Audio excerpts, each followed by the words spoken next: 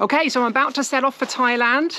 Lovely cold morning here in northern France.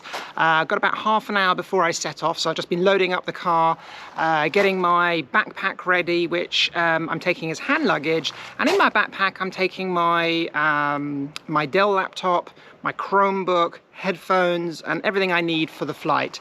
A little bit nervous about the flight because it's a COVID, during COVID times and so forth. Not quite sure what's going to happen on this flight. Have to wear a mask the whole time. I got one of those visors, so I'm not sure if they're going to allow me to wear like one of these plastic visors instead of a mask, because I thought that might be easier than having to have a mask on for 12 hours or whatever. But we shall find out. Now, the other interesting thing about this flight is I'm actually flying from Paris all the way to Thailand, and then from Thailand to a small island in Thailand called Koh Samui. And I actually have to change flight once actually, so I'm actually going from, let's see, from Paris to Austria, and then Austria to Bangkok, then Bangkok to Koh Samui. Now, because of COVID, the connecting flight from Bangkok to Koh Samui needs to be what they call a protected flight, apparently. So this is a flight where only people who are from outside the country are actually on this flight. I guess it's so that foreigners aren't mixing with locals before they go into quarantine.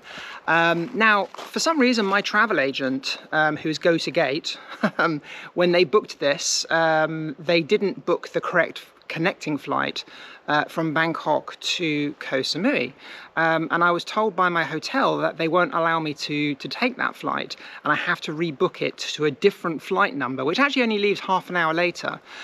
So I thought this was going to be fine, and I tried to phone up Go to Gate, and I've tried to phone them 4 times. In total, I've been on hold on the phone with them for over 6.5 hours. Absolutely mad. Anyway, I finally got through to them just after Christmas, and I was put through to an Indian call center, and they knew nothing about it, and they just said, well, we put it as a request and we'll send you an email. So I heard nothing back from them. Again, I was on hold for hours and hours and hours. And then finally they did send me an email where they said I had to pay 35 euros to change the flight. So I said that was great. So I paid the amount and then never heard anything back from them.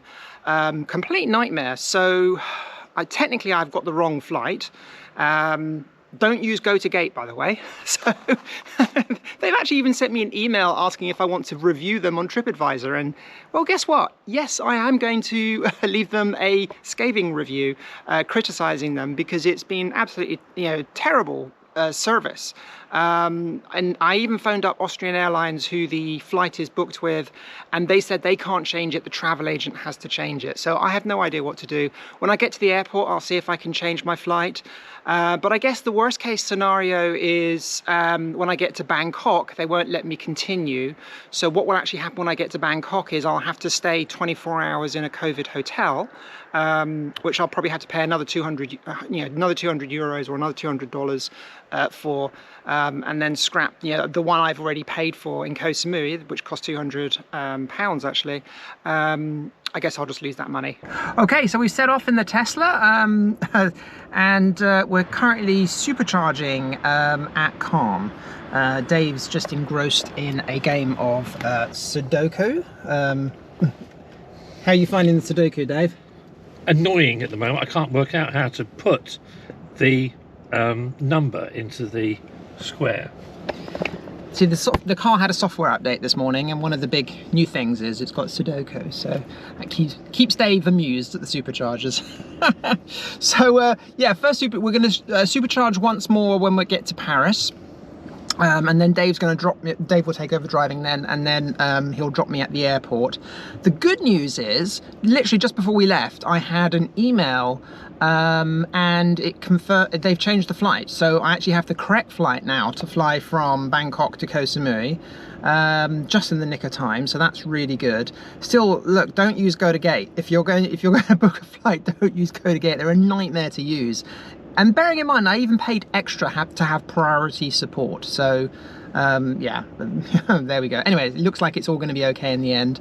Kind of annoying though, because I did have a 10-day hotel stay booked at a very nice hotel in Koh Samui, which was going to be my first hotel after the COVID hotel, and then I was going to stay there for a week or so until I figure out, you know, where I can find like an Airbnb or something like that.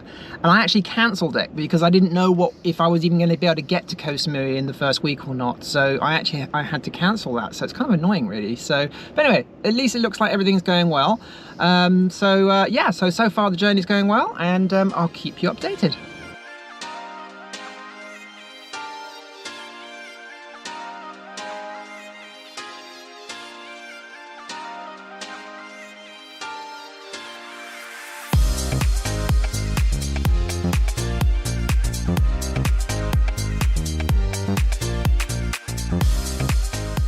Well, I've made it to Thailand, Koh Samui, and what a crazy trip it was.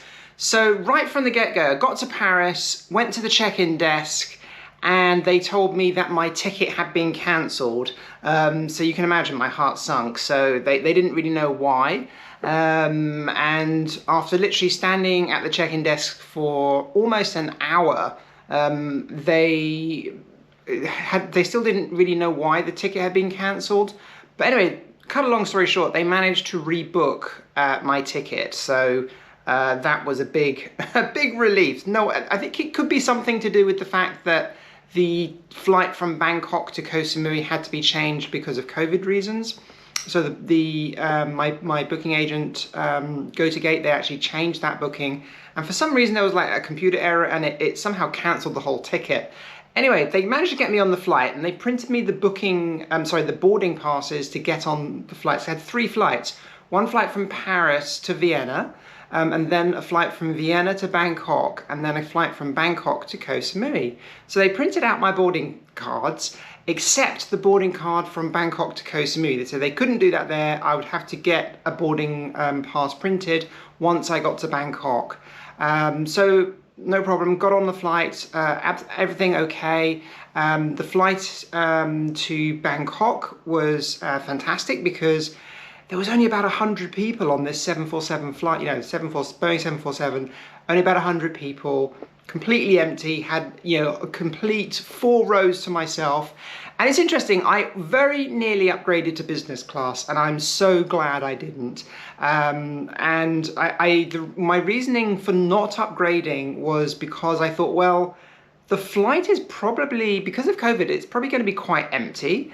So there's kind of like no point, because I'll probably be able to have like 3 or 4 seats to myself, and I can just stretch out and go to sleep. It's a night flight. So, you know, I went economy class, which is the first time I've done for a long time. And on that flight it's a 10-hour flight. Sure enough, I had 4 seats all to myself, stretched out 3 or 4 blankets, and literally stretched right out and had 6 hours sleep. So it was a fantastic flight from that point of view, very, very quick. However, the fun and games started when I got to Bangkok. So I got to Bangkok, didn't have a boarding card for the next flight, caused an awful lot of headaches, a lot of problems. They were frantically radioing through, and all the different checkpoints. Along with COVID, you have to go through all these different checkpoints now because of COVID. You have to fill in all these forms and so forth, as you can imagine. It's very complicated. And literally just before I got on the next plane to Koh Samui, they stopped me at the gates, and they were radioing through and checking paperwork, and everybody else got on the bus, which there was a bus from the terminal which went to the plane. The bus had left, and I literally had 5 minutes before this plane was leaving, and they were still checking my paperwork. And then finally they told me, "We're really sorry, but we don't have your bag. Your bag hasn't been connected from the flight from Austria to Bangkok. From Bangkok to Koh Samui, the Austrian Airlines hasn't transferred the bag over. What do you want to do? Do you want to wait in the airport till tomorrow till your bag turns up, or do you just want to go to Koh Samui and we'll send your bag on?" Which is kind of like what I opted for. I said, look, I'll just get on the plane, send me my bag when I get there.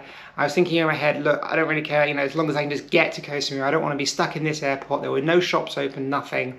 I just want to get to my hotel room if need be. I'll just go to the shops and buy some new clothes. So that's what I did. They made me sign a disclaimer. I got on the plane, you know, disclaimer saying I was traveling without my luggage. Got on the plane, got to Koh Samui, and in the baggage hall, a lady came up to me and said, "Oh, are you Sarah Starr?" And I said, "Yes." And she said, "We've got your bag. It's on its way. It will be here in an hour.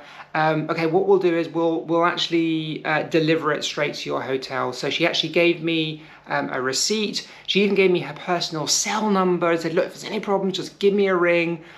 We'll sort it out for you." I got in the taxi. They had a taxi waiting for me because of COVID regulations. You have to be, you know, shuttled straight from the airport to your hotel and wait for your COVID test results. So they did a COVID test actually in the airport. Got to the hotel, checked in, which is the hotel room I'm in right now, and literally within about half an hour of arriving, I had a phone call to say my luggage had arrived and they delivered it to my room. So I was very, very lucky. So I'm actually stuck here now in my hotel room. I'm hoping for about another 20-30 minutes, something like that. They said my COVID test results will come through at about 8 o'clock in the morning. It is now about 8 o'clock, so I'm expecting the COVID test results to come through any minute. As soon as those test results come through, providing that they are negative, which I'm sure they will be, I'm then free to go. Yeah, so that's a trip so far. What I'm going to be doing today is doing a little bit of shopping. There's a few things I forgot to bring and stuff like that. I'm then going to try and find somewhere to hire some sort of vehicle to get around. And this hotel, I'm only in for a couple of nights. To be honest, it's okay, this hotel. It's just, I prefer something a little bit more, I don't know, sort of, this is like a 5-star hotel. And when I'm staying in Thailand, I don't really like 5-star hotels. I prefer kind of lower end hotels, the kind of hotel where you can sit down and have a chat with the owner, you know, those kind of hotels. So I'm going to go and look for a different hotel to stay in, and then ultimately I think what I'll try and do is try and find some sort of villa or house or something which I can rent for a couple of months. So that's kind of like my plans for today. I'm just going to go out, find a vehicle, and start looking for a hotel or something to stay in for the next week or so, and then once I'm in the hotel for a couple of weeks, that will give me the time to explore the area, explore the island, and find a house to stay for a couple of months. So that's my trip so far. I'll catch you next time.